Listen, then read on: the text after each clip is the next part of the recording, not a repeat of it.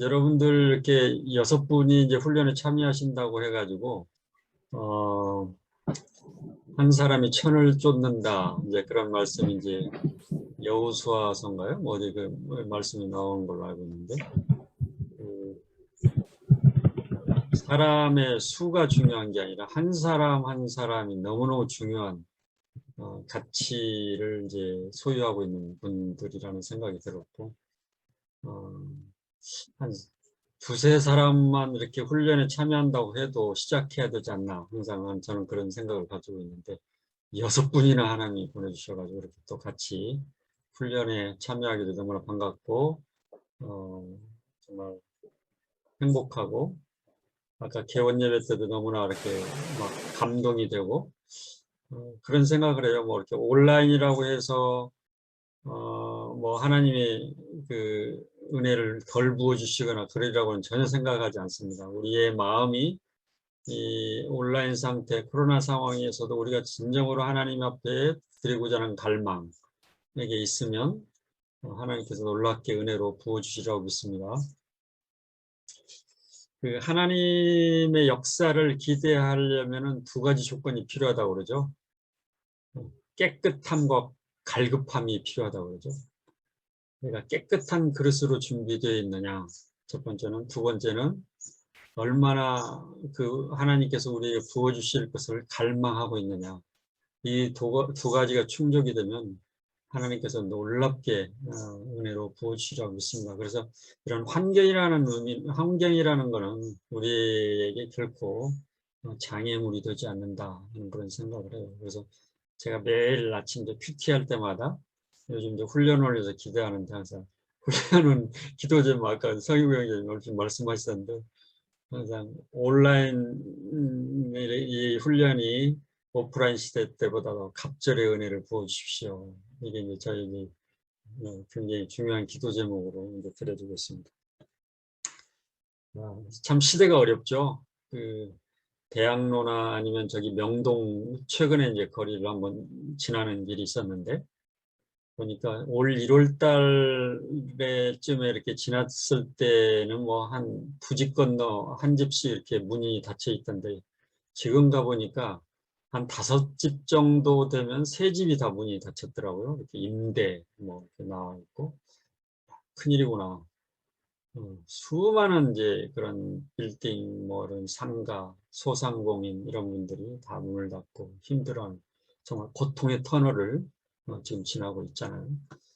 이런 상황을 우리가 이해하면서 더 우리에게 주는 너무나 귀한 훈련의 기회들을 감사함으로 그분들의 또 고통 속에 살아가는 사람들의 위로자가 되기 위해서 우리가 이런 또 훈련을 받는 것이 아니냐 하는 생각을 합니다. 훈련을 받는 이유는 그냥 내가 뭐 어떤 신앙 성장하기 위해서 나의 신앙을 성숙시키기 위해서 훈련받는 게 아니라 내가 가지고 있는 것이 더 풍성해지면 풍성해질수록 더 많이 나눌 수 있다. 더 많은 사람에게 나눌 수 있다는 그런 분명한 방향성을 가지고 훈련을 받을 때 더 의미가 있다고 생각을 합니다. 특히 이제 오늘 이제 BBB 비전과 전략 이 내용을 할 때마다 저는 상당히 부담스러워요. 왜냐하면 여러분들이 이미 BTC 1부터 계속 받아왔는데 이걸 또 반복적으로 한다는 게 굉장히 이제 좀 왜 또 비전이야? 뭐 이렇게 반응하실까 봐서도 이제 우려도 되고 걱정이 되지만은 우리가 리더일수록 이 비전에 대한 분명한 이제 가치와 의미와 중요성 이런 것들을 분명히 이해하고 이런 비전이라는 것이 이제 비전과 전략 이런 부분들이 우리가 사역에서만 적용되는 것이 아니라 우리가 직장에서 일터에서 일을 해나가는 데서 너무너무 중요한 건데 우리나라에서는 아직도 이 비전에 대한 그 중요성 가치에 대해서 제대로 인식하는 기업이나 뭐 이런 게 많지가 않아요. 또 국가는 말할 것도 없고 요즘 뭐 국가 뭐 대통령 후보들 저는 비전 얘기만 하면 자꾸 그렇게 관심을 갖잖아요. 그래서 혹시 뭐 대통령 후보 이분들이 어떤 비전을 발표했나 보면 전부 비전이 아니라 어떻게 보면 전략 발표 뭐 이 정도 수준이지 왜냐하면 우리나라는 비전이 체계화된 게 없거든요. 국가에도. 그러다 보니까 리더가 바뀔 때마다 이게 계속 소용돌이를 치거든요. 비전이 있는 공동체는, 비전이 있는 국가나 기업은 절대 리더가 바뀌더라도 그 기본 방향성은 절대 흔들리지 않거든요. 근데 그게 정립이 안 돼 있다 보니까 리더가 바뀔 때마다 엄청난 혼란을 겪고 사람들이 스트레스 받고 그런 것들로 인해서 그런 경우가 참 많이 있죠. 그래서 이제 비전을 특히 리더들일수록 더 강조해야 되는 이유가, 리더들이 비전을 상실하거나 비전의 방향성을 잃어버렸을 때 그 조직이 엄청난 혼란의 도가니에 빠질 수밖에 없는 그런 거라는 걸 우리가 잘 이해할 필요가 있기 때문에 비전은 중요하다. 그래서 이제 비전 전문가들은 이제 비전 전문가들이라 해봐야 대부분이 크리스찬들이거든. 세계적인 이제 내노라 하는 비전 그 전략 뭐 이런 것을 연구하는 그런 학자들 뭐 이런 분들이 거의 다 목회자들이랄지 이제 그런 신학교 교수 뭐 이런 분들이 다 거의 다 크리스찬들이, 또 세상적으로 비전을 이야기하는 사람들은 대부분이 비전 이야기가 그냥 목표 정도로만 이해하는 수준에 그치는 경우가 의외로 많죠. 그래서 이제 우리가 BBB 안에서 이런 비전을 나눌 수 있다는 건 굉장히 의미가 있고, 정말 감사할 그런 내용이다, 그런 생각을 합니다.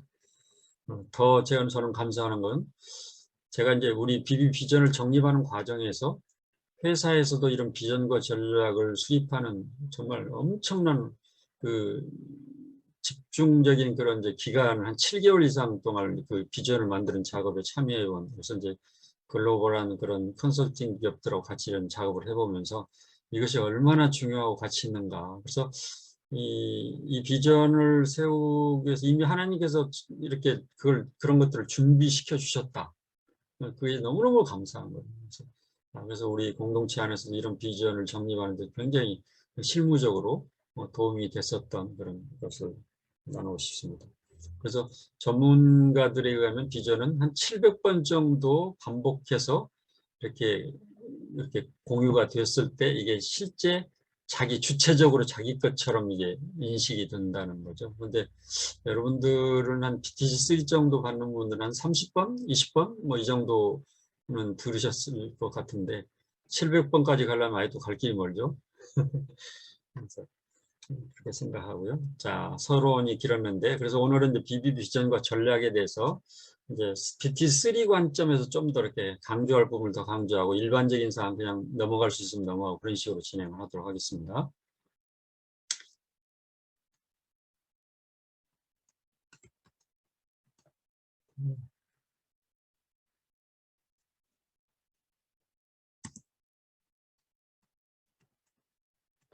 이게 왜 넘어가지를 않네요. 여기서 컨트롤이 되게 이은남 자매님,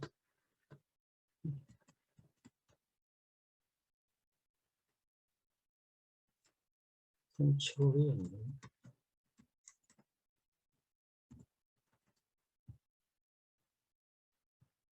제가 회의를 소집했으면 이게 바로바로 넘어갈 텐데 이제 그쪽에서 컨트롤하고 제가 자료를 올려서 그런지 잘 안 넘어가잖아요. 지금 공유를 직접 하셨기 때문에 네. 하실 수 있거든요. 제가 그래요? 근데 원격으로 왜 한 게 아니라서. 다시 한번 제가 올리겠습니다. 네네. 왜 안 되죠? 자, 이렇게도 화면 보이시죠? 근데 프레젠테이션을 하면 이게 넘어가 줘야 되는데. 되네요. 자, 우리가 뭐 자주 이야기하는 겁니다만 인생에서 가장 중요한 질문 해가지고 이렇게 그 한 3가지로 이렇게 이야기하죠. 당신은 누굽니까? 또 무엇을 위해서 살 겁니까?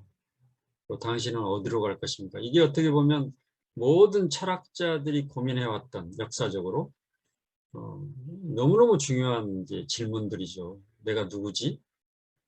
내가 무엇을 위해서 살아야 되지? 제가 청년 때 가까운 그 가족의 한 사람을 잃고 나서 죽음이라는 문제에 직면했을 때 던졌던 질문이에요. 도대체 내가 누구지? 죽으면 어디로 가지? 뭐 이런 것들 포함해서 정말 굉장히 심각한 질문들이죠. 너무너무 중요한 질문이죠. 근데 너무나 많은 사람들이 사실은 가장 중요한 이 질문에 대해서 한 번도 해보지 않고 그냥 닥치는 대로 사는 그런 사람들이 대부분이라고 할 수 있죠. 우리가 하다못해 논문 한 편을 쓰려고 하더라도 제일 첫 장에 뭐가 나와요? 개념 정의가 나오잖아요. 정의부터 나오기 시작하잖아요. 왜냐하면 개념 정의가 명확하게 정의되지 않고서는 절대 한 발짝도 논문을 더 쓸 수 없는 거죠. 우리가 회사에서 레포트를 하나 쓰더라도 항상 개념이 먼저 나오잖아요. 어떤 예를 들어 요즘 유행하는 뭐 메타버스다. 메타버스 전략 뭐 이런 것을 만약에 레포트를 쓴다고 해봐요. 메타버스의 의미부터 나와야 되잖아요. 그렇죠? 그 의미도 설명하지 않은 채 막 메타버스 이렇게 가야 됩니다 하면 아마 레포트 올렸다가 그냥 엄청 얻어 터질 거예요. 상사로부터. 너무너무 중요한 거죠. 그런 논문이나 우리가 레포트나 뭐 품위서 하나를 쓰더라도 항상 정의와 개념들이 먼저 정의가 됐을 때 그 다음이 의미가 있는 그런 것처럼. 그런데 그런 거에 대해서는 정말 중요하게 생각하면서 우리 인생에 있어서는 이런 정의에 대해서 분명히 이제 개념 정의를 안 하려고 하는 것들이 참 많죠. 그렇죠? 그래서 이제 우리가 이런 크리스찬들은 특히 이제 다른 사람보다 크리스찬들은 이 세 가지 질문에 대해 어떤 대답이라도 할 수 있는 사람들이라고 저는 생각을 하거든요. 우리는 이미 뭐예요? 당신이 누굽니까? 이제 답변할 준비가 돼 있잖아요. 닐 앤더슨이라는 사람이 쓴 책이 내가 누구인지 이제 알았습니다. 이 책에 보면 첫 장에 그게 나오잖아요. 응? 내가 누구입니까? 이제 그렇죠? 그래서 당신은 누구입니까? 부터 시작하죠. 질문을. 나는 뭐 예를 들어 송기정이라는 사람입니다. 그거는 당신이 본질이 아니고 당신을 부르기 위해서 지어놓은 이름에 불과하다. 그건 당신이 본체는 아니다. 그래서 계속 들어가는 거죠. 그러다 결국은 이제 마지막으로 이제 던졌을 때 질문에 답변하는 게 나는 하나님의 자녀입니다. 그 고백을 이제 하게 되는 거죠. 그래서 우리 크리스천들은 이미 다 그런 고백을 할 수 있는 준비거든요. 하나님의 자녀란. 우리는 하나님의 자녀라는 건 결국 하나님이 바로 우리의 창조주 되신다는 것과 우리는 창조주 하나님의 피조물임을 인정하는 거잖아요. 그렇죠? 그래서 이런 질문을 답변할 수 있는 사람은 세상에 뭐 철학을 쫓는 사람이라고 해서 답변할 수 있는 것도 아니고 그냥 막연히 살아가는 사람은 절대 답을 할 수가 없는 거죠. 정말 창조주 인식을 한 사람들만이 답변할 수 있는 게 이런 답변들이잖아요. 무엇을 위해서 살아야 됩니까? 피조물은 당연히 창조자가 의도한 여러분들 주위를 한번 둘러보세요. 여러분들 주위에 있는 모든 물건 하나하나 둘러보세요. 어떤 하나도 목적 없이 만들어진 것은 아무것도 없는 거예요. 다 목적을 가지고 존재하고 있는 거죠.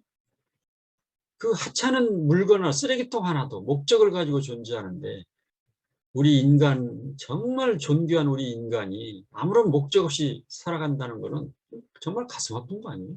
그렇죠? 그걸 회복하게 해주는 게 바로 우리의 사명이고 우리의 이 세상 속에서 살아야 될 이유가 되는 거죠. 무엇을 위해서 살았냐?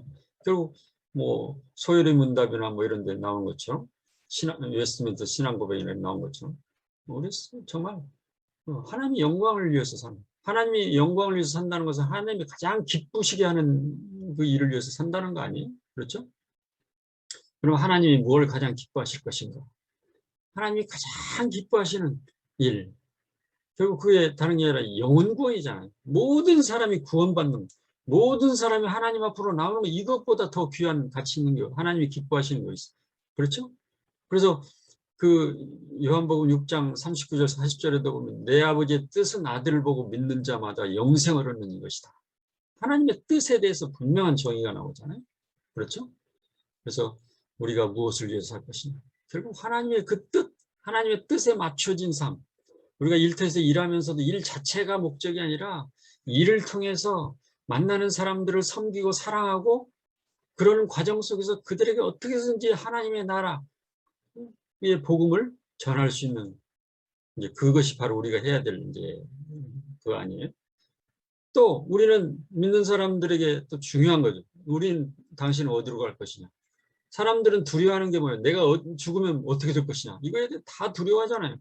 죽으면 끝이다. 사단의 속삭임 중에 하나가 죽으면 끝이다. 그러니까 살아있을 때 열심히 즐겨라. 이게 사단의 속임수 아니에요? 그렇죠?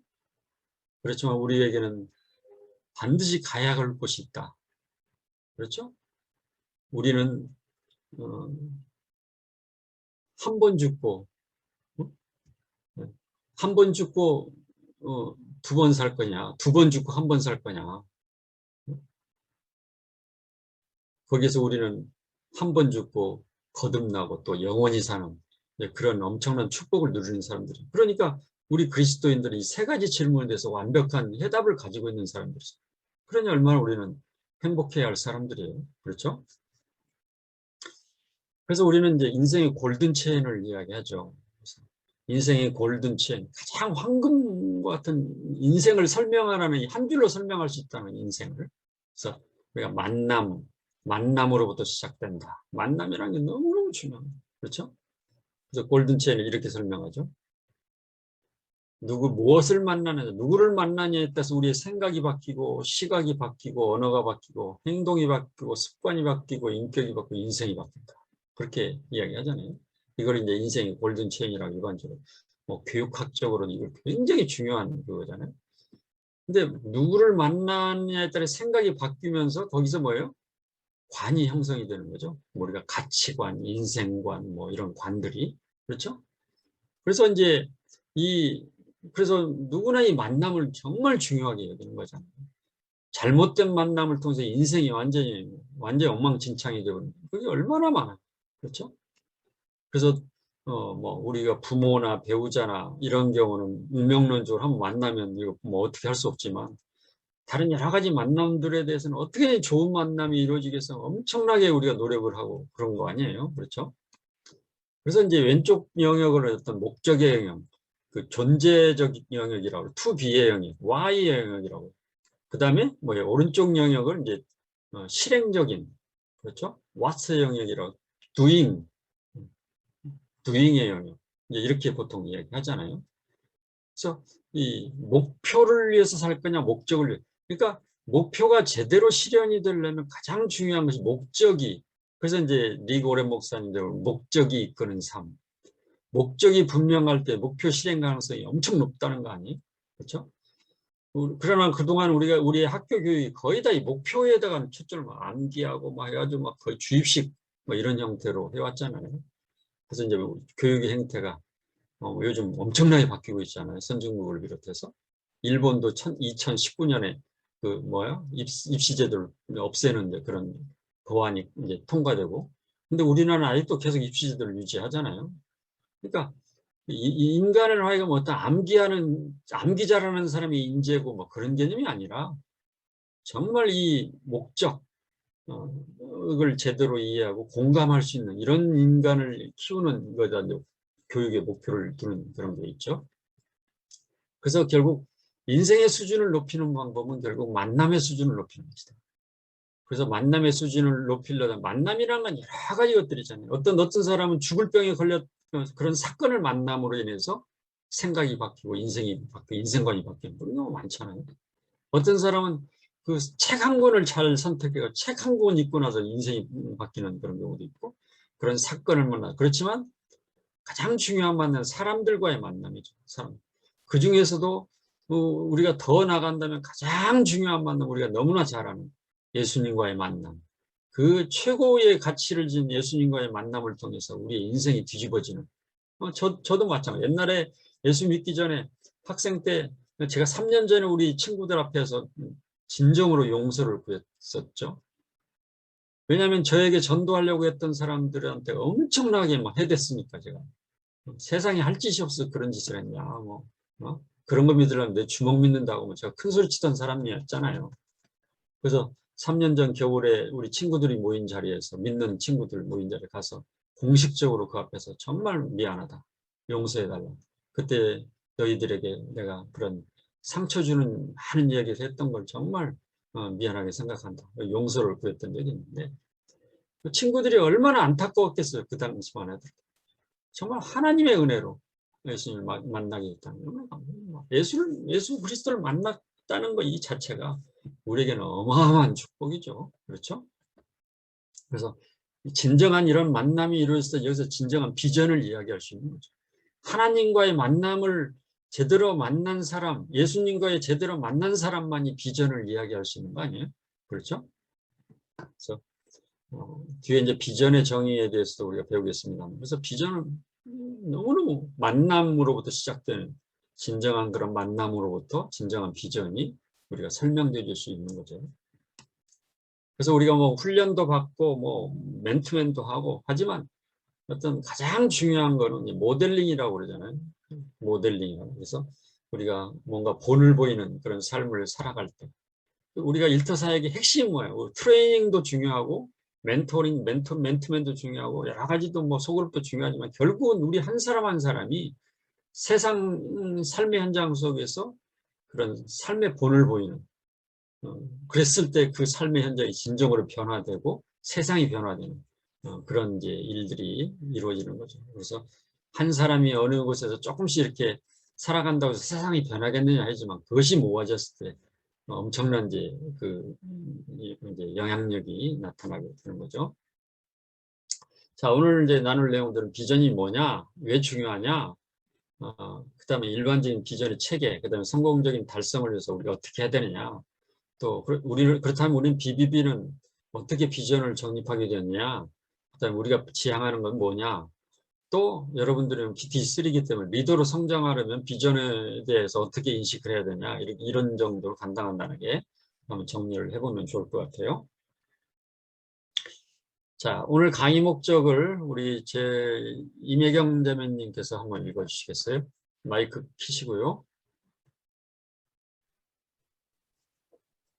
이 강의의 목적은 직장 선교를 사명으로 여기는 직장인 그리스도인으로 하여금 BBB 비전과 전략을 함께 공유함으로써 모든 회원이 동일한 방향성을 가지고 BBB 사역 목표에 선택과 집중할 수 있도록 돕는 데 있다. 네, 감사합니다. 제가 기도하고 본론으로 들어가도록 하겠습니다. 하나님 감사합니다. 귀한 우리 PT3 훈련에 참여하신 우리 모든 동역자들 이 자리에 있게 해주심을 감사합니다. 이렇게 만남을 가질 수 있는 게 우연이라고 보기에는 너무나 감격적이고 감사의 그런 시간이 됩니다. 귀한 우리 6명의 훈련생 한 분 한 분 주님께서 축복해 주시고 훈련의 전 과정을 은혜로 지켜주시고 아버지 하나님 우리가 기계적인 어떤 훈련생이 아니라 진정으로 주님을 사랑하고 진정으로 우리의 이웃들을 사랑할 수 있는 그런 마음을 저에게 허락해 주셔서 훈련의 전 과정 가운데서 진정으로 주님의 사랑을 깊이 체험하고 또 그 사랑을 우리 주변의 사람들에게 전할 수 있는 우리 모두가 될 수 있도록 하나님 인도해 주옵소서. 훈련 기간 동안에 좋은 만남들이 계속될 수 있도록 도와주시고 그걸 통해서 하나님의 살아계심을 경험할 수 있는 은혜의 시간들이 될 수 있도록 인도하여 주옵소서. 사랑의 말씀 예수 그리스도 이름으로 감사하며 기도드리옵나이다. 아멘. 네. 그 비전은 혼자만 알고 있으면 이게 의미가 없는 거죠. 어떤 공동체 비전을 원래 리더 혼자 만들어가지고 혼자 막 해보는 건 비전이 아니죠. 리더 혼자만에 만들어낸 비전이 아니라 함께 모여서 만든 비전. 우리가 초기에 우리 리더십들이 같이 모여가지고 자기 그 강남에 있는 요단 출판사에서 모여가지고 막 눈이 펑펑 내리는 날 이거에 대해서 기도하면서 같이 토론하고 막 해가지고 하나님의 뜻을 다시 생각하면서 막 이것들을 토론하며 정리했던 그런 기억이 지금도 생생한데요. 결국 이것을 같이 함께 모여서 이렇게 정리해서 이거를 한 사람의 생각도 아니고 결국 함께 하나님의 뜻을 생각하면서 정리한 내용을 이게 함께 또 이 공동체 안에서 사역하는 사람들이 공유하는 이게 너무나 중요한 거죠. 비전이 공유되어지지 않는다면 순식간에 공동체는 그 방향성을 잃어버릴 가능성이 높은 거죠. 그래서 배가 항해를 하려면 반드시 나침판을 계속 선장이 보지 않으면 그냥 큰일 나죠. 뭐 우리가 운전할 때도 잘 아는 길이라고 하더라도 심지어는 내비게이션을 틀고 가잖아요. 왜 틀고 가요? 잘 알아도 중간중간 그 CCTV에 안 걸리려고 내비게이션을 틀는 그런 경우도 많은데, 자, 일단 공유라는 그 단어가 굉장히 중요하죠. 그 공유되어지지 않은 비전은 죽은 비전이죠. 그렇죠? 그 다음에 이제 비전이 이제 지향하는 건 동일한 방향성을 갖는다. 그래서 모두가 함께 한 방향을, 우리가 그 획일성을 지향한다는 게 아니라, 획일적이고 통제된 그 개념이 아니라 정말 다양성 속에서 한 방향을 지향하는, 이게 너무 중요한 거죠. 우리는 각자 다른 달란트를 가지고 다른 생각을 가지고 다른 그렇지만, 우리가 한 방향으로 그런 다른 달란트를 가지고 있지만 우리가 지향하는 한 방향으로 이렇게 힘을 모아가는, 이걸 위해서 비전이 절대적으로 필요한 그런 거죠. 또 한 가지는 선택과 집중. 그렇죠? 우리가 사역을 할 때 이것저것 다 하겠다, 이거 뭐 아무것도 안 하겠다는 소리. 회사에서도 일할 때 모든 걸 다 하겠다는 건 아무것도 안 하겠다는 소리가 사실 좀 똑같거든요. 그래서 뭐 이제 뭐 회사에 뭐 식스 시그마 뭐 이런 뭐 프로젝트 같은 거 하다 보면 이렇게 해결해야 될 이렇게 문제점들이 많이 이제 도출이 되면 한 가지에만 집중하다, 한 가지 문제만 해결하도록 하거든요. 유혹이 막 다 해결하고 싶은 유혹이 있는데 절대 그렇게 하지 못하게 한 가지만 완전히 해결하도록. 그러니까 한 가지만 해결하고 나면 나머지도 해결되더라 이거죠. 네, 그런 이제 이슈들이 있는데, 선택과 집중하라. 우리가 이제 여러분들 중에서 교회 사역도 같이 이렇게 병행해서 하는 분들도 있으리라고 생각하는데, 저도 그래서 이렇게 모임에 나오는 지체들하고 양육하거나 이렇게 만나거나 교제할 때 항상 그런 얘기 하죠. 교회에서 사역할 때도 우리가 교회를 잘 도와줄 수 있는 영역, 뭐 우리가 다른 영역 다 중요하잖아요. 뭐 성가대도 중요하고 뭐 유치부도 중요하고 중고등부도 중요하지 않은 게 어디 있어요. 다 중요하죠. 뭐 주차장 뭐 이렇게 안내하는 것도 중요해요. 어떤 분이 뭐 우리 형제 중에 하나 엊그제 뭐 만났는데, 주차 요즘 뭐 이 뭐죠? 코로나 때문에 주차장 안내 안 해서 참 좋다 뭐 그런 말씀도 하시던데, 다 중요하지만 우리는 우리가 잘할 수 있는 걸 통해서 교회를 섬길 때 훨씬 더 효과적이지 않겠어요? 그래서 가급적이면 직장인 반, 직장인 그룹, 직장인 청년 뭐 이런 사람들을 도울 수 있는 쪽에 우리가 투입돼서 이왕 교회를 돕기를 원한다면, 그래서 우리가 도울 수 있는 영역들 적극적으로 돕는다면 교회도 좋고 우리도 좋고, 또 직장에 다니는 청년들이 또 우리 모임가들이 같이 연결해서 함께 협력사역할 수 있고 그러지 않았겠어요? 선택과 집중이라는 그렇게 중요한 거죠. 그래서 우리는 영역을 막 벌리면 벌릴수록 집중도가 떨어지고 효과는 떨어지고 열매가 점점 약화될 수밖에 없는 그런 게 있죠.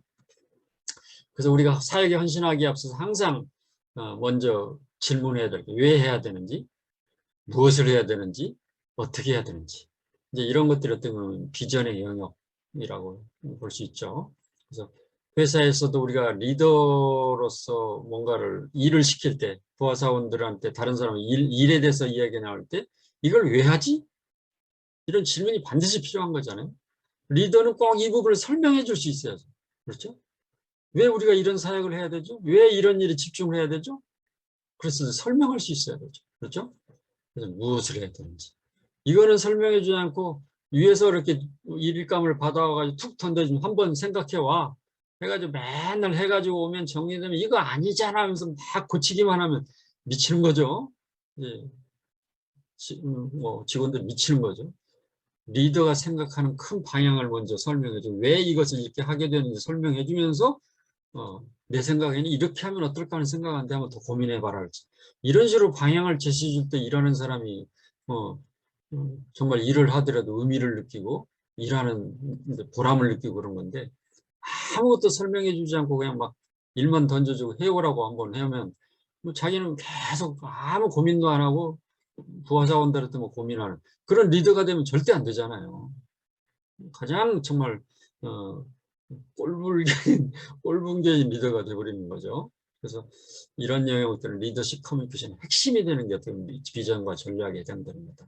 그래서 특히 D3 훈련을 받는 분들은 이런 영역에 대해 더 많이 고민하고 이렇게 우리가 양육하는 순원들에게 잘 설명해 줄 수 있어야 되겠죠. 그렇죠?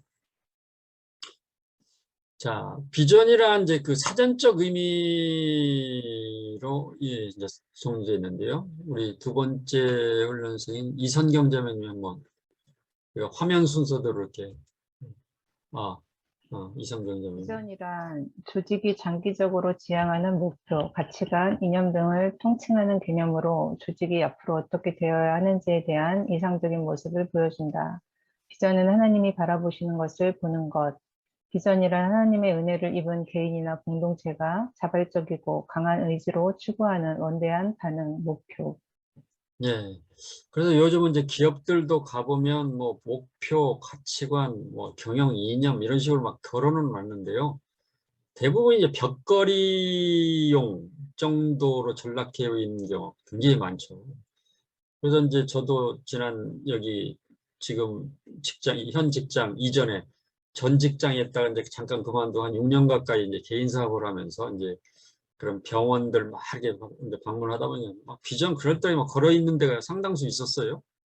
근데 일이 전혀 다르게 이렇게 진행되는 걸 보고 참 가슴이 아프고 안타깝기도 하고, 참 벽걸이용 그 비전들이 얼마나 겉으로는 멋있게 보이는데 전혀 그렇게 작동이 안 되는.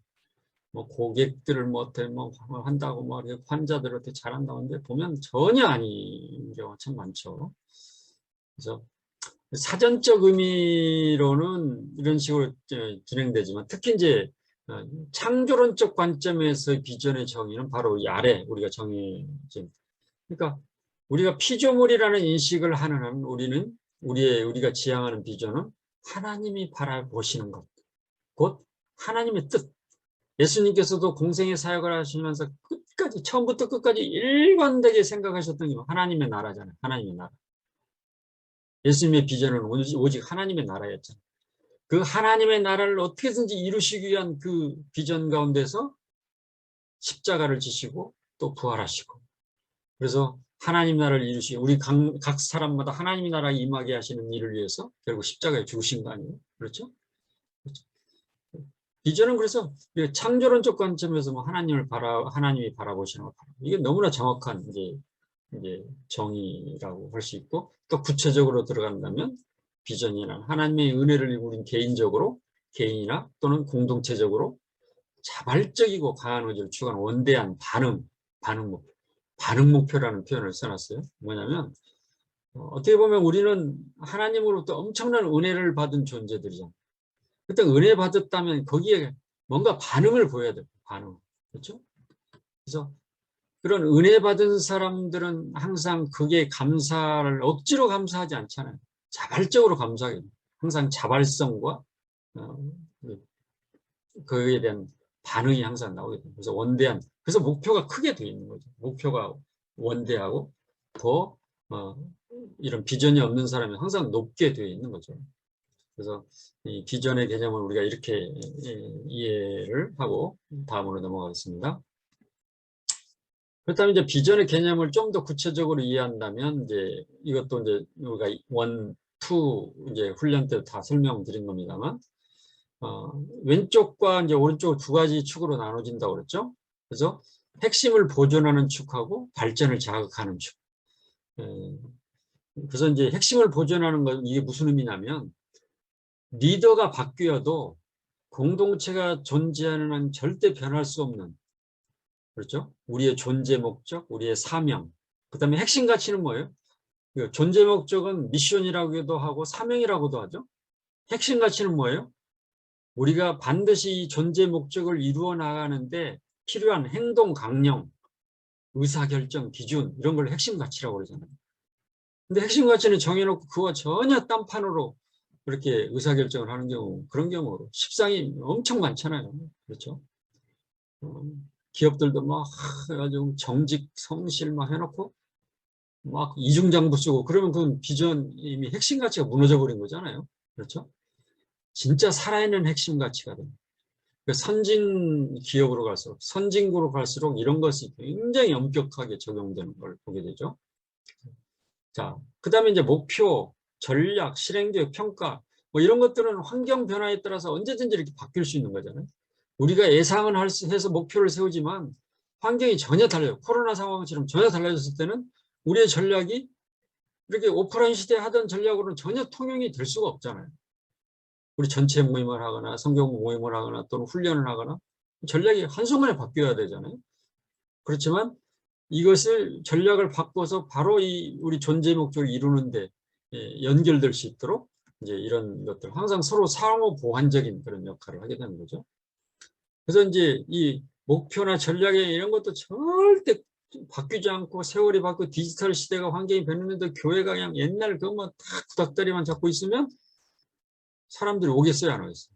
안 오죠. 뭐 특히 젊은 세대들 이런 사람들을 그렇지만 우리는 항상 환경이 바뀌고 이런 것도 바뀌지만 절대 바뀌지 말아야 될 영역까지 같이 바뀌어오면 큰일 나는 거죠. 그래서 우리의 복음의 본질은 절대 놓쳐서는 안 되고 그렇지만 이 방법론이나 이런 것들은 언제든지 우리가 바꿀 수 있는 그런 유연성을 가질 필요가 있는 거죠. 자, 또 다른 관점에서 이제 개념 이해를 한다면 이렇게 이제 산으로 이렇게 표시를 해놨죠. 그래서 존재 목적, 사명은 이렇게 북극성처럼 영원히 우리를 계속 방향을 제시해주는 이런 개념이죠. 지상명령을 성취하는. 이거는 우리가 우리뿐만 아니라 우리 다음 세대들도 계속 추구해 나가야 될 그런 사명에 해당되는 거죠. 그렇지만 우리가 중간 목표를 설정해서 이렇게 언제까지는 어떻게 하겠다 이런 나름대로 계속 이렇게 달성할 수도 있고 달성하지 못할 수도 있지만 그래도 크고 대담한 목표를 세워서 계속 거기를 향해서 갈 수 있도록 하는 그런 거죠. 그러면서 이 목표를 향해서 가면서 뭐예요? 그 길이 있잖아요. 목표를 향해서 가는 길에 이게 바로 길이 뭐에 해당되느냐? 가장 의미 있고 가치 있는 효율적인 길. 이게 뭐예요? 핵심 가치라고 우리가 표현하죠. 의사결정 기준이 되기도 하고 행동 강령이라고 하더고 전에 그런 얘기했죠. 화랑도에서 화랑이 그 세속 5개라는 핵심 가치가 있었잖아요. 핵심 가치를 무시해버리고 임전무태, 뭐 군신유의, 부자유의 막 이런 것들이 여러 가지 이제 세속 5개의 가치들이 있는데 만약 임전무태다 그 전쟁에 나가면 절대 뒤로 물러서지 않는다. 이게 화랑도의 기본 핵심 가치. 근데 전쟁만 나가면 맨날 도망치고 그냥 뭐 이렇게 뭐죠?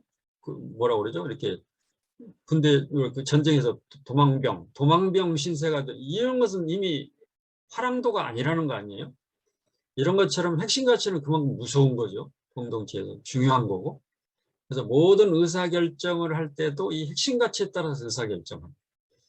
지난번 한 2주 전인가요? 3주 전인가? 저희 직장에서도 그런 일이 있었어요. 예를 들어서 뭐 페이스북 관련 뭐 이것이 그 자살 예방 상담하는 그 청소년 자살 예방 뭐 이렇게 그 이제 저희가 그렇게 협업해서 그 사업을 재단해서 그 하는 게 있는데 페이스북 그 시스템 뭔가 오류가 생긴 거예요. 오류가 생겼는데 그 오류를 잡으려면 우리가 지금 운영하고 있는 시스템이 좀 오래된 버전이다 보니까 이게 페이스북이 갑자기 업그레이드가 되는 바람에 이게 충돌이 일어나고 이게 작동이 안 된다는 거예요. 근데 페이스북을 통해서 젊은 학생들, 젊은 사람들이 자꾸 엄청나게 이제 우울증이나 뭐 상담이 많이 들어온단 말이죠. 근데 페이스북이 차단돼가지고 매달 막 수백 건씩 막 이 상담 내용이 들어오는데 거의 상담을 할 수 없는 상황이 된 거예요. 그럴 때 어떻게 판단해야 될 것 같아요? 근데 저희 재단의 첫 번째 핵심 가치가 뭐냐면 생명 존중. 생명 존중이라는 핵심 가치를 내고. 자, 그렇다면 그러면 그 페이스북을 업그레이드하는 우리가 이제 우리 자체 시스템을 업그레이드 하려면 돈이 뭐 2천 몇백만 원 들어가야 된다는 거죠. 그럼 해야 돼요, 말아야 돼요? 그래서 담당자는 이미 불가능이라고 생각하고 왜냐하면 예산이 안 잡혀 있으니까. 그렇죠? 근데 중요한 거는 우리 핵심 가치가 뭐냐를 생각한 거죠. 핵심 가치가 생명 존중이다. 돈의 가치보다도 한 생명을 살리는 게 얼마나 더 중요하냐. 수백 명이 우울증에 빠진 사람들이 상담이 들어왔을 때 그 한 사람을 놓치면 몇 사람이 더 자살을 할 건지 우리가 알 수 없지 않느냐. 2천만 원이 중요하냐. 한 생명을 살리는 게 중요하냐. 제가 리더들한테 그런 질문을 던졌어요. 한 생명이 당연히 중요하죠. 그러면 하자. 그리고 어떻게 해서 이 재원을 마련하자. 해가지고 재원을 최대한 빠른 시간에 하루 이틀 만에 이제 다른 재원을 줄이고 그쪽을 마련해가지고 그걸 바로 투입해가지고 지금 이제 개선 작업을 해서 거의 이제 오픈 시점에 와 있는데 그런 거죠. 바로 핵심 가치에 따라서 의사결정을 했을 때 이것이 신속하게 진행이 되고 우선순위 가치가 그만큼 이제 의사결정하는 중요한 그런 걸 갖게 되는 거죠. 돈이 중요하냐, 사람이 중요하냐.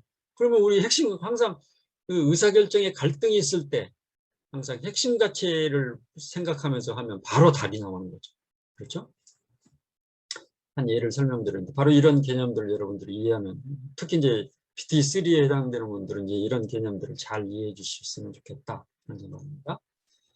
그래서 비전이 없는 공동체와 있는 공동체는 뭐 설명할 필요가 없죠. 그렇죠? 그래서 선택과 집중을 하고 운동을 극대화해 나가는 이런 관점이 있는 거죠. 저희 그 회사 가면 입구에 이렇게 딱 되어 있어요.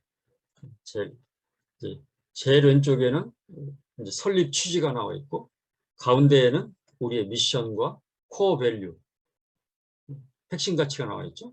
그 다음에 비전, 장기 목표 이런 것들.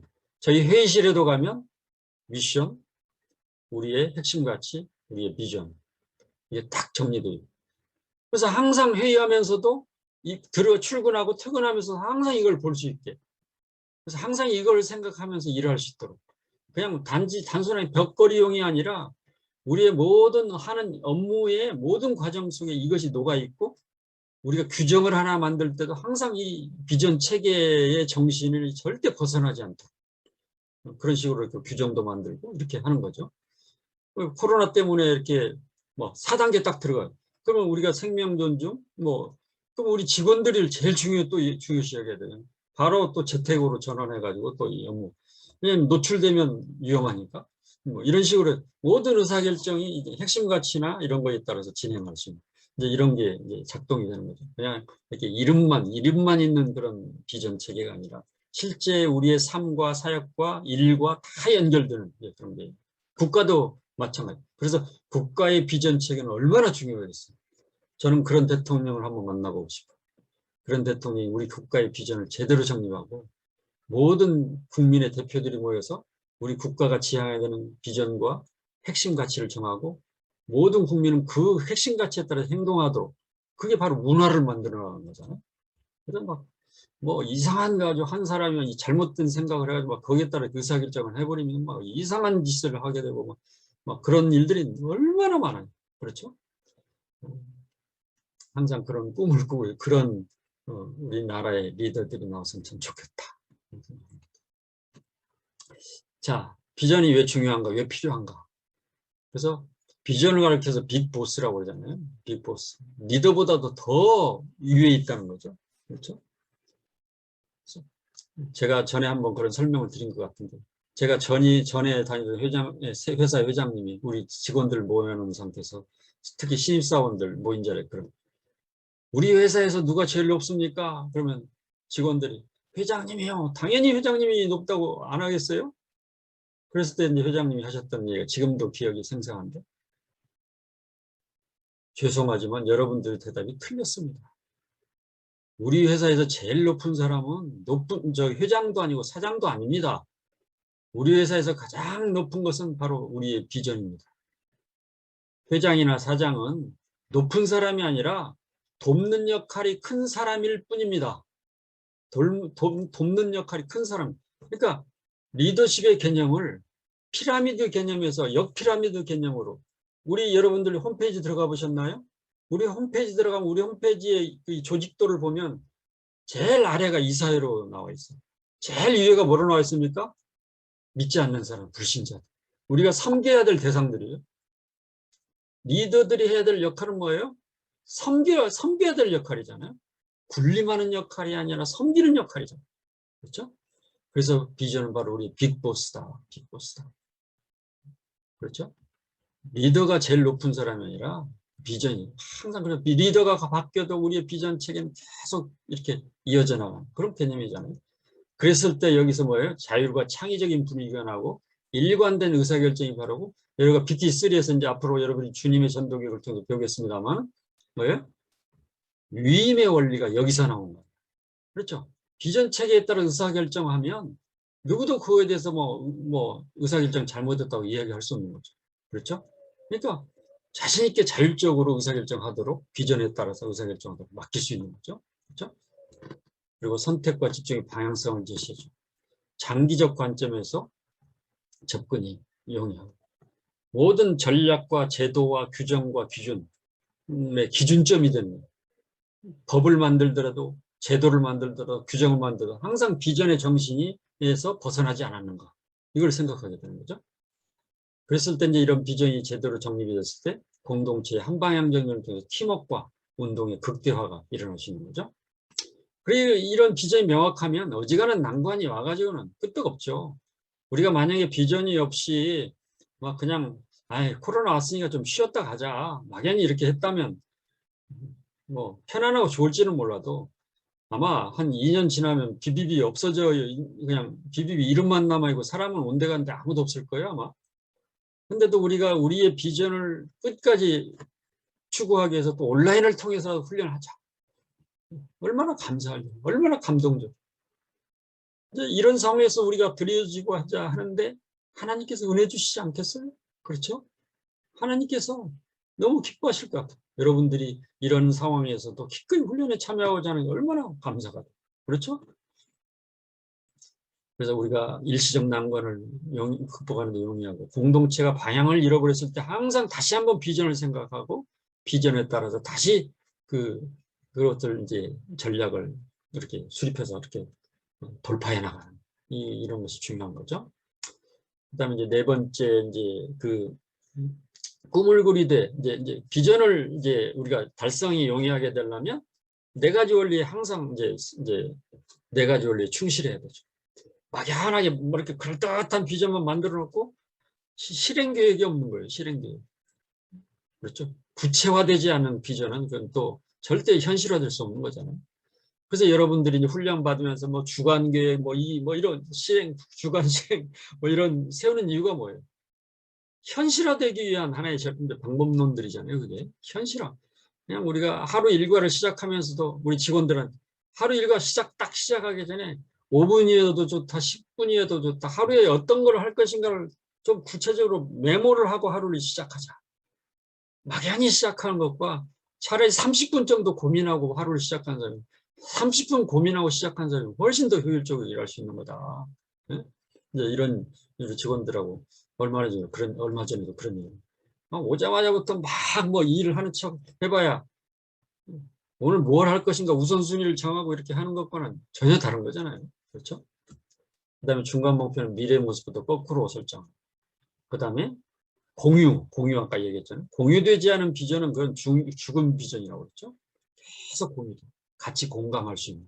그렇죠? 그 다음에 실천 계획을 구체적으로 세워서 가까운 미래부터 서울서 부산까지 가는데 서울서 수원까지 가는 이제 구체적인 실천 계획을 택시로 갈 거냐, 버스로 갈 거냐, 기차로 갈 거냐, 비행기로 갈 거냐, 뭐 이런 전략을 분명히 세워가지고 몇 시까지 갈 거냐.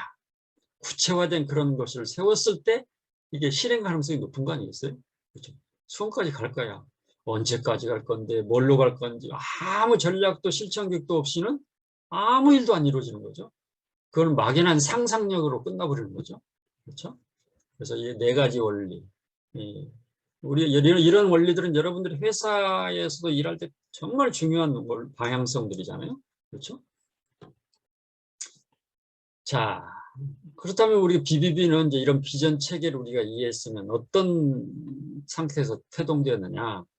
1990년 1월에 우리가 먼저 이렇게 모임을 가졌지만 이미 1986년에 하나님께서 우리 최보명님을 통해서 금융단 장기 선교 전략이라는 그 밑에 그림으로 좀 나오잖아요. 금융단 장기 계획, 선교, 장기 선교 계획을 만들게 해서 이게 뭐 우연이겠어요? 술독에 빠져서 죽을 수밖에 없었던 한 인간을 하나님께서 선택하셔서 그분을 사용하시는 놀라운 역사적 사건 아니에요? 그렇죠?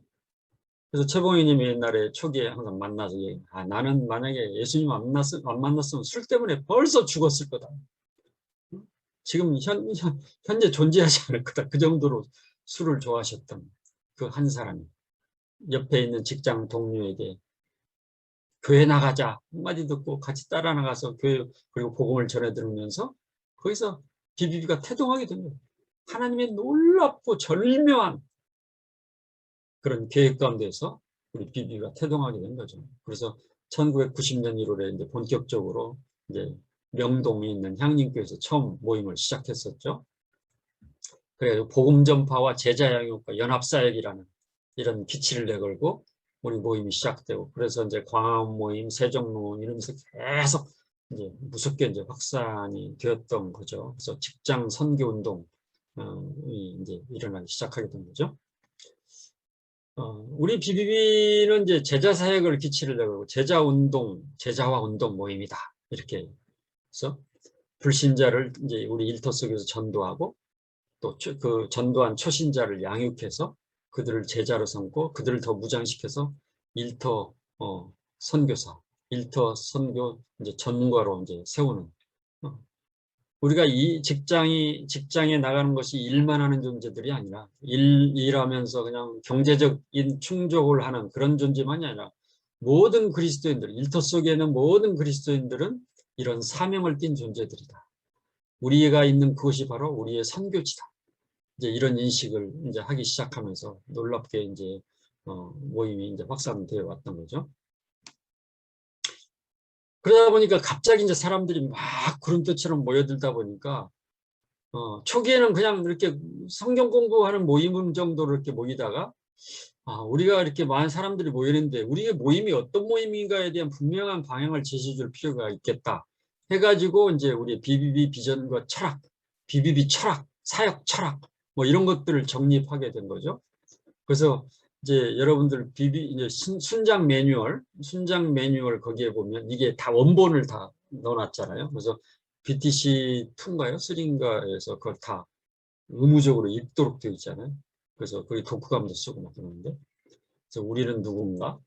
우리는 왜 존재하는가? 우리는 어디로 가는가? 우리는 무엇을 하는가? 우리는 어떻게 하는가? 우리는 언제까지 할 것인가? 주님 오실 그날까지 한다. 직장사역 실천 원리, 딱 실천 원리 또 쭉. 그래서 실천 원리에 보면 첫 번째 사항이 뭐였냐면 뭐죠? 첫 번째 원리가 뭐냐면 뭐죠? 갑자기 탁월성이던가요? 갑자기 첫 번째 원리가 바로 이제 그거를 이제 우리가 직장 안에서도 우리가 정말 사람들을 섬기고 정말 탁월한 사람들로 이렇게 성장하는 영향력 있는 그런 삶을 사는 그런 존재로 우리가 이해가 이제 정리가 됐었죠. 자, 그래서 그런데 이 내용이 상당히 많아요. 많다 보니까 사람들이 BBB가 어떤 모임이야? 누가 물어보면 간단하게, 심플하게 설명할 수 있는. 그래서 어느 기업이든지 그 비전 전문가들 말에 의하면 그런 얘기를 하잖아요. 비전이라는 거는 물론 복잡하게 쓸 수도 있지만 엘리베이터를 타고 1층에서 10층까지 올라가는 시간 가운데서 설명할 수 있는 수준으로 잘 요약돼서 설명할 수 있어야 된다. 이제 그런 이야기를 하잖아요. 그래서 우리가 누가 물어봐도 우리 BBB는 이런 모임이다. 이렇게 이야기할 수 있는 수준으로 정리할 수 있는 그것이 바로 이 작업을 우리가 또 하게 된 거죠. 그래서 BBB 회원이 누구나 쉽게 공유하고 이해하기 쉽도록 체계적으로 재정립한, 그래서 2003년에 1월 달에 이걸 다시 재정립해 가지고 우리가 또 비전 체계를 발표하게 된 거죠. 그래서 우리의 본질은 철학에서는 우리 직장인 성경공부 모임의 본질이 뒤 빨간 글씨에 보면 직장인 그리스도인들에 대한 말씀 중심이에요. 다른 것을 중심으로 한 게 우리는 말씀에 기반을 둔 그런 모임이라는 거예요. 그래서 이제 우리가 직장인 성경 공부 모임이라고 한 이유가 말씀이 기초가 되지 않은 어떤 모임도 항상 변질될 가능성이 있고 흔들릴 수가 있는 거죠. 하나님의 말씀이 항상 기준이 되는, 그렇죠? 복음의 본질에 항상 기초를 말씀해 두는, 그렇죠?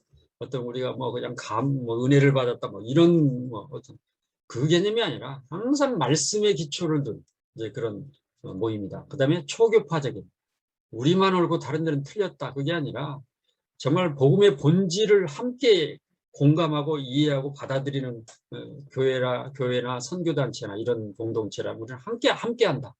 함께 협력한다. 뭐 이런 게 초교파적인 제자와 운동 모임이다. 그래서 우리 모임 안에는 뭐 감리교회가 됐던 그 뭐 장로교가 됐던 뭐 성결교가 됐던 다 같이 모이잖아요. 그리고 우리 모임을 통해서 서로 교단 간에도 얼마든지 협력할 수 있구나라는 것을 증명해 보인 거잖아요. 그렇죠? 차이를 못 느끼자는 거예요. 그렇죠? 그래서 신천지가 오면 안 되죠. 교리상으로 말도 안 되는 교리를 가지고 이 복음의 본질을 훼손하는 어떤 것도 우리는 또 용납하지 않는 그런 걸 추구하는 거죠. 자, 그래서 이제 우리가 이제 여러분의 교재는 아직 그 BT3는 아직 개정을 못했어요. 이제 죄송합니다만. 그래서 그 비전 체계를 2030 작년에 우리가 이제 다시 좀 개정을 했잖아요.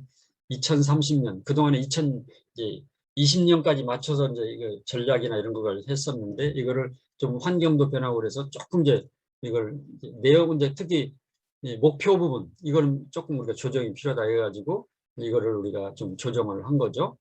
그래서 존재 목적은 변함이 없죠. 일터 선교를 통해서 주님의 지상명령 성취에 기여하는 거다. 사명에 해당되는 거죠.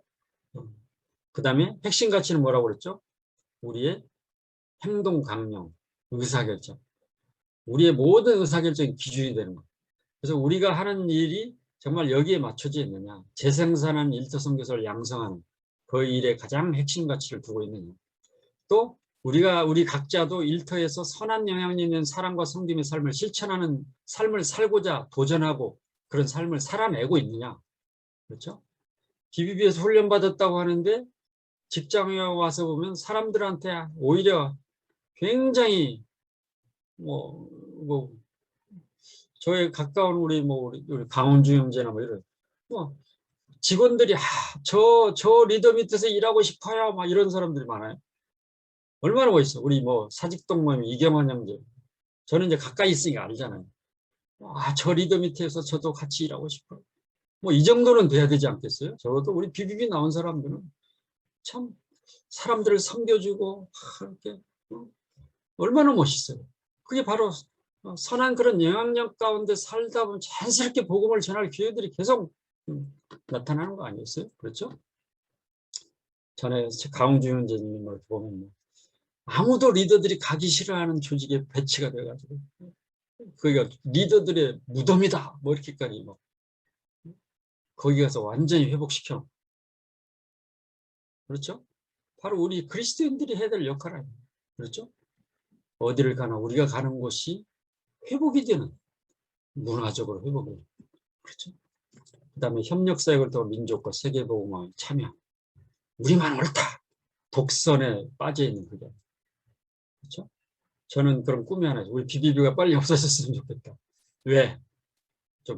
이게 좀 역설적인 표현이기도 한데 교회가 우리가 하는 사역들을 온전하게 감당하기만 한다면 우리가 굳이 이렇게 사역할 필요 없잖아요. 그렇죠? 정말 교인들이 현장에 나가서 크리스천다운 삶을 설계하고 제자로 교회가 제대로 이렇게 양육해주고 그래서 치열하게 세상 속에 세상을 변화시키는 삶을 살도록 그렇게 이렇게 성도들을 키워낸다면 사실은 우리가 있을 이유가 없잖아요. 그렇죠? 그럴 날이 빨리 오기를 기대합니다. 장기 목표는 이제 5년에 1명 이상 재생산한 순장을 양성하는 그런 거죠. 그 다음에 그래서 그동안에 이제 장기 목표는 우리가 모임 수 여기다 초점이 맞춰져 있어요. 그래서 우리가 이제 리더들이 많이 고민해보고 이제 토론해본 결과 이제 이런 얘기. 숫자에 맞추지 말고 사람에다 초점을 맞추자. 사람을 세우는데 사람 세우는 데만 초점을 맞추자. 모임 수가 100개면 뭐고 1000개면 무슨 숫자가 중요한 게 아니라 사람 한 사람을 세우는 거에다 초점을 맞추자.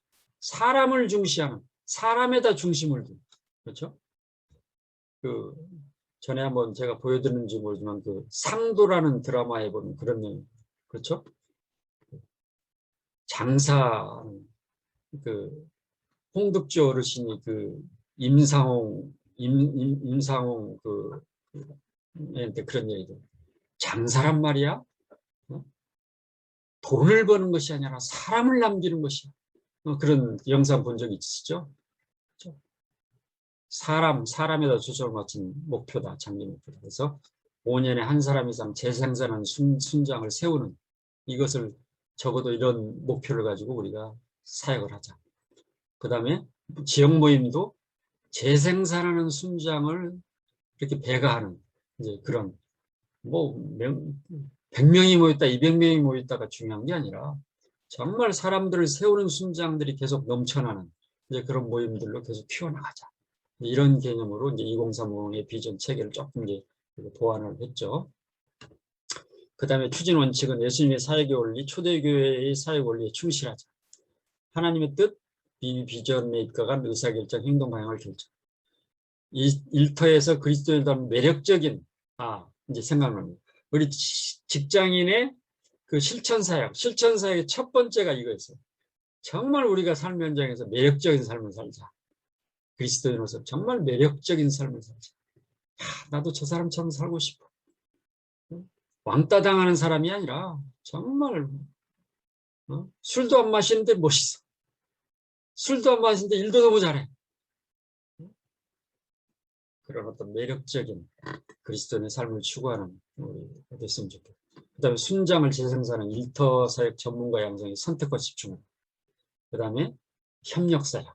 이런 것들을 우리가 이제 추진 원칙으로 삼고, 이제 구체적으로 이제 개인별로, 모임별로 어떤 이제 전략을 가지고 갈 거냐. 개인은 우리가 많이 이야기하는 베이직 인 라이프. 그렇죠? 기본이죠. 훈련에서 계속 베이직 라이프를 기점으로 해서 우리가 이제 결국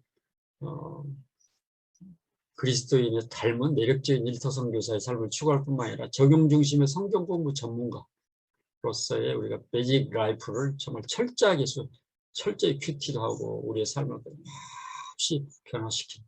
지역 모임은 뭐예요? 뭐 복잡하지 않아요. 지역 모임도 재생산하는 순장을 어떻게 더 많이 세울 것인가. 여기에 초점을 맞추는 거죠. 단순하게 그냥 성경 공부 많이 한다, 열심히 한다가 중요한 게 아니라 그거를 통해서 얼마나 좋은 우리 순장들이 계속 세워지는가. 여기에 더 중요시 여기는. 그렇죠? 그 다음에 동시에 젊은 세대의 수용성이 높은, 얼마나 고리타분하고 경직되고 막 권위적이고 그런 모임이 아니라 정말 뜨겁게 사랑하고 섬기고,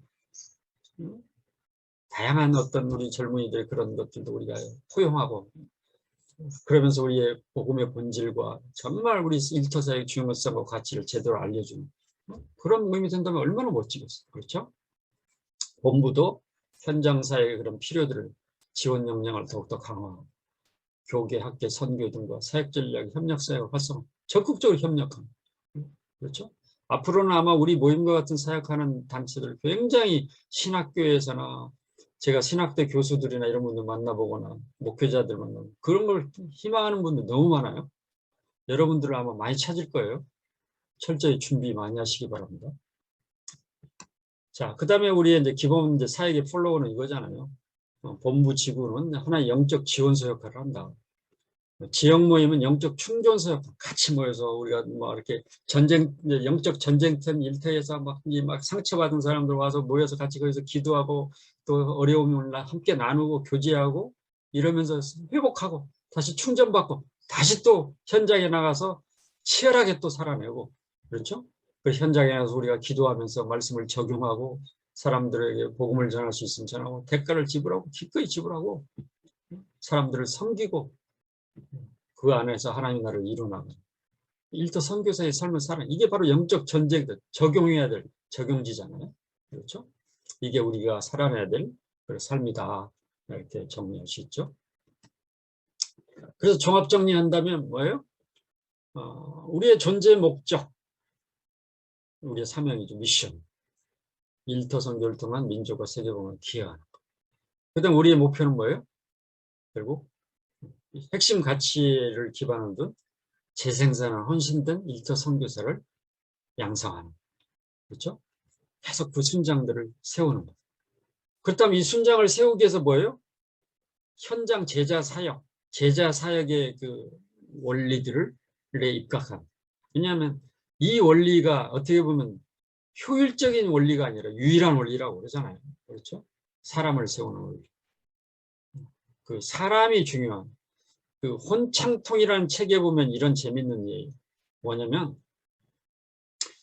그 마지막 장에 그런 글이 나오죠. 혼창통이라는 옛날에 한때 베스트셀러였는데 우리의 각 기업에 보면 저녁 7시가 되면 회사 정문에 수많은 사람들이 빠져나간다. 회사 자산의 70%에 해당되는 자산들이 빠져나간다는 것을 그렇게 표현을 하고 있죠. 근데 너무나 아이러니한 거는 회사 자산의 70% 이상에 해당되는 그 자산이 어느 회계장부에도 반영되어 있지 않다. 회계장부에 사람의 가치, 사람의 자산에 대해서는 하나도 반영이 되어 있지 않다. 그게 무슨 회계장부냐 이거죠. 그분의 이야기는. 굉장히 의미심장한 폐부를 찌르는 그런 표현을 해놨는데 저는 그 말을 듣고 너무 감동을 이 사람 정말 멋진 사람이다. 정말 제대로 뭔가를 잡았다. 기업이 말이죠. 정말 사람에다가 초점을 맞추지 않고 이익이나 그런 다른 것에 초점을 맞춘다면 그건 다시 한번 생각해야 돼요. 전임 직장에 우리 회장님이 그런 말씀을 하신 적이 있어요. 만약에 기업이 이익만을 추구한다면 이익만을 생명처럼 여기고 그것만 추구한다면 다른 건 관심도 없다면 그 조직이 그 기업이 조폭과 다를 게 뭐가 있느냐. 그렇죠? 다른 사명이 있다는 거죠. 다른 사명이 있다는 거죠. 그래서 요즘 뭐 ESG 경영 뭐 이런 것들이 막 이제 막 부각이 되는 이유가 그런 거 아니에요? 그렇죠? 우리 사역도 마찬가지죠. 우리가 그냥 단순히 모여서 성경 지식 늘리기 위해서 모이는 게 아니죠. 사람을 세우는 한 사람 한 사람의 가치, 이 한 사람이 천을 쫓는, 그렇죠? 정말 사람을 낚는 어부가 되어서 정말 한 사람이 내가 세우는 그 한 사람이 세상을 바꿀 수 있는 그런 가능성을 보고 우리가 사역을 해나가는 의미 있는 가장 세상에서 가치 있는 그런 주님 앞에 섰을 때 정말 주님 제가 한 거 이겁니다. 이렇게 내놓을 수 있는 유일한 거. 그 한 사람 여러분들의 삶의 그 가치를 우선순위를 집중할 수 있으면 얼마나 좋을까 하는 생각을 해보게 됩니다. 그래서 정리한다면 탁월한 리더가 추구하는 공통점은 있어요. 첫 번째가 뭡니까? 탁월한 리더들이 이걸 제시해주지 않고 막 일만 시키면 그건 여러분들이 직장에서도 리더들이 그냥 뭐 일 이야기만 하면 안 돼요. 사람 이야기를 해야 돼요. 그러니까 일만 시키는 리더가 있고 사람을 키우는 리더가 있잖아요. 직장에서도. 그렇죠? 사람을 키우는 리더와 일만 시키는 리더는 완전히 다르죠. 그렇죠? 어떻게 하면 우리 직원 한 사람을 성장시킬 거냐. 어떻게 하면 이 사람을 일만 시킬 거냐 아니라 어떻게 하면 이 사람을 성장시킬 거냐의 관점에서 일하는 그런 리더들이 여러분들만큼 꼭 그런 역할을 직장에서도 해주시기를 바랍니다. 뭐 우리 BBB 안에서 말할 것도 없죠. 그래서 리더들의 처음은 분명한 비전 제시로 시작해서 뭐예요? 비전 달성이죠. 그렇죠? 끝이 비전 달성. 그렇죠? 그래서 이제 그 세계적인 리더십의 최고의 대가라고 할 수 있는 우리 존 맥스웰 목사님이 탁월한 리더가 추구하는 이제 그 리더가 알아야 될 7가지 키워드 여기서 이렇게 나오죠. 누구 한번 그 우리 이찬 형제님 한번 읽어주실래요? 7가지 다 읽을까요? 예. 첫째, 다른 사람을 위한 리더가 되라. 둘째, 먼저 좋은 팔로워가 되어라. 셋째, 긍정적인 관계를 세우라. 넷째, 탁월성을 갖고 일하라. 다섯째, 감정이 아니라 비전에 의지하라. 6째, 당신의 목표에 가치를 부여하라. 7째, 당신의 힘을 나누라. 예. 그렇죠. 우리가 항상 사역을 할 때나 직장에서 일할 때나 항상 우리의 감정이 아니라 항상 우리의 비전이 뭘 우리에게 요구하고 있는가. 비전이 없는 직장이라면 좀 안타깝긴 하지만 이런 이제 생각을 가지고 항상 방향을 잃어버렸을 때 비전을 생각하는, 비전을 이해하고 그것들이 작동될 수 있도록 이렇게 우리 공동체를 이끌어 나가는 그런 리더십을 발휘할 수 있는 여러분들이 되시기를 바랍니다. 마지막으로 적용 질문하고 마무리하도록 하겠습니다. 그래서 하나님이 주신 BBB 공동체의 비전을 위해서 결국 오늘 강의를 통해서 새롭게 이해하는 것이 과연 뭐냐, 한번 스스로 여러분들이 질문해 보시고요. 이 오늘 배운 내용들을 나의 사역에 아니면 또 여러분들의 직장 가운데 어떻게 적용할 거냐, 이런 거에 대해서 여러분들이 잘 고민해 보신다면 오늘 시간이 의미 있는 시간이 되지 않았을까. 뭐 다 이해는 안 하더라도 한두 가지만 여러분들이 놓치지 않고 이해한다면 이게 얼마나 중요한 것인가. 그러니까 기업들도 마찬가지고 선진국으로 갈수록 항상 회사를 소개할 때 비전을 먼저 이야기하잖아요.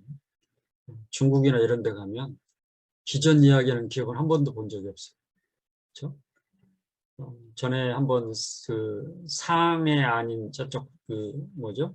상해 말고 저기 제주도 섬 같은 그 조그마한 그 섬에 있는 거기에 이제 우리나라 중국에서 최초의 교회가 설립된 그 우리 세문안교회처럼 개신교 교회가 최초로 세웠던 샤먼이라는 그 섬 지역을 방문한 적이 있어요. 한 회사를 방문했는데요. 한 회사를 방문했는데 그 사장님이 엄청나게 열심히 있는 분이에요. 그래서 그 신우회가 아니라 그 신우회 사람 몇 사람과 같이 만남을 가졌던 기회가 있었는데 회장님, 그 사장님이 예수를 위해서 자기가 목숨을 걸 각오가 되겠다. 그 정도까지 아주 열정했는데 기도 노트를 쌓아놨는데 기도 노트를 막 이 A4 용지로 한 1m 이상이 되더라고요. 그걸 우리한테 보여주더라고요. 매주 정리한 기도 노트. 그걸 놓고 막 1시간씩 기도한다는 거예요. 대단하지 않아요? 그래서 제가 간 김에 그분의 경영 부분에 대해서 좀 돕고 싶다 해가지고 이제 이야기를 나누다 보니까 사장님은 회사 경영의 핵심을 뭘로 보고 계십니까? 그랬더니 이제 두 가지로 본대요. 첫 번째는 기술 개발이고 두 번째는 이익 창출이라는 거죠. 그래서 제가 그 이야기를 듣고 참 마음이 아팠어요. CEO이기도 하지만 그래도 크리스천 리더라면 좀 더 달라야 된다는 생각이 들었어요. 그래서 그분한테 제가 그래서 한마디 말씀을 드렸던 게 뭐냐면 사장님 정말 그것도 정말 중요하고 귀하다고 생각합니다. 그렇지만 회사를 경영하는 데서 더 중요한 게 있다고 생각합니다. 그럼 사람입니다. 사람을 제대로 키울 때 사람을 제대로 키워야 그런 기술 개발도 제대로 될 거고 기술 개발이 제대로 됐을 때 경쟁력이 갖춰지고 거기서 이익이 제대로 나오는 거 아닙니까? 그래서 회사를 경영하실 때 사람 키우는 특히 핵심 인재들을 잘 발굴해서 그분들을 정말 잘 키워가지고 세계적인 그런 인재로 키워서 정말 그 경쟁력을 갖춘 회사가 된다면 정말 세계적인 회사가 되지 않겠습니까? 하는 그런 얘기를 나눴던 적이 있는데 그랬더니 그분이 제 무릎을 탁 때리면서 자기가 가장 중요한 걸 놓쳤던 것 같다. 그러면서 이제 신발 공장 사장님이었는데 그 유럽 지역의 70%의 신발을 공급하는 회사래요. 대단하지 않아요? 영향력이.